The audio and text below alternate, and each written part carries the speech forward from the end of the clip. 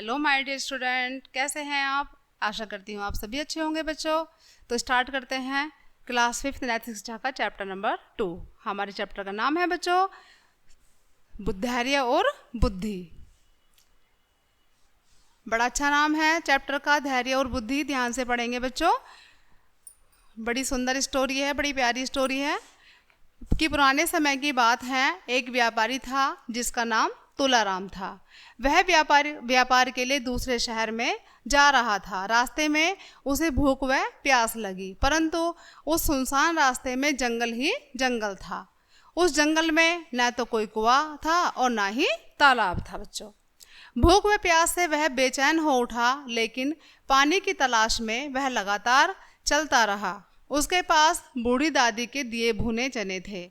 जो उसकी बूढ़ी दादी थी उन्होंने उसको भुने हुए चने दिए थे जो कि उसके पास थे। अब व्यापारी ने भूख से परेशान होकर चने तो खा लिए थे, लेकिन उसे पानी नहीं मिला था। तो वो प्यास से व्याकुल हो रहा था, बेचैन हो रहा था बच्चों। प्यास के कारण अब उसका गला सूखा जा रहा था। वह चलते चलते भी थक चुका था। वह सोच रहा था कि अब वह क्या करे। जब बहुत परेशान हो गया वो प्यास से, उसने सोचा कि अब वो क्या करे, किंतु वह पानी की तलाश में चलता ही जा रहा था। जंगल के बीच में उसे एक नदी दिखाई दी। क्या दिखाई दी बच्चों? जंगल के बीच में उसे एक नदी दिखाई दी,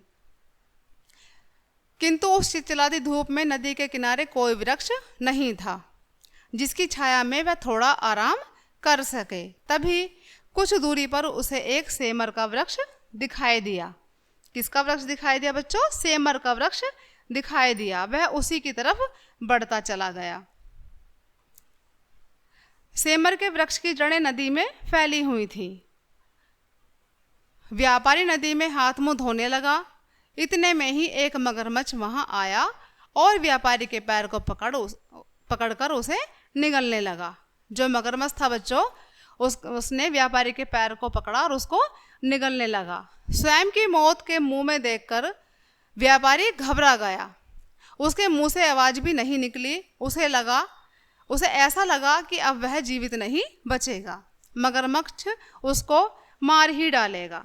तभी ये देखिए बच्चों, यहाँ पिक्चर है, ये मगरमच्छ है, ये व्यापारी है जिसने इसका पैर पकड़ा हुआ है मगरमच्छ ने, और इसको निगलने की कोशिश कर रहा है ये।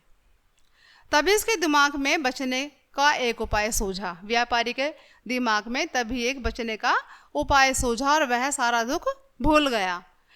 उसने बड़ी चालाकी से मीठी आवाज में कहा, हे मगरमच्छ राजा, आप तो जल के राजा हैं।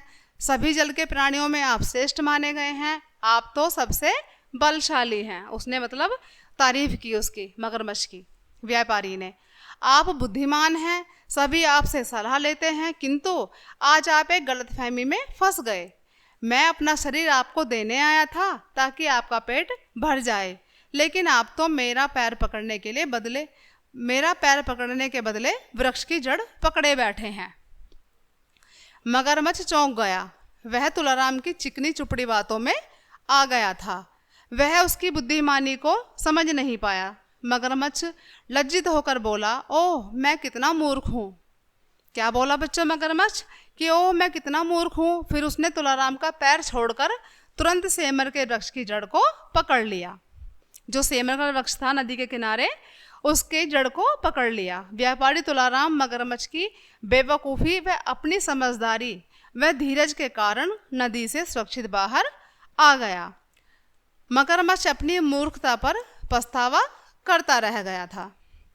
तो देखो बच्चों, कैसे सूझबूझ से व्यापारी ने अपने पैर को मगरमच्छ के चंगुल से छुड़ा लिया। तो हमें कभी भी मुसीबत में अपना धीरज नहीं छोड़ना चाहिए और समझदारी से काम लेना चाहिए बच्चों।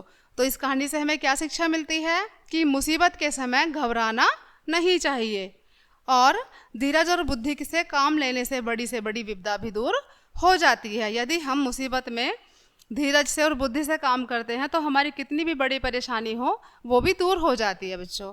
तो ये थी आज की हमारी अच्छी सी प्यारी सी स्टोरी। आई होप कि सभी को समझ आई होगी बच्चों। मिलते हैं ऐसी अच्छी सी स्टोरी के साथ नेक्स्ट चैप्टर में। तब तक के लिए बाय बाय।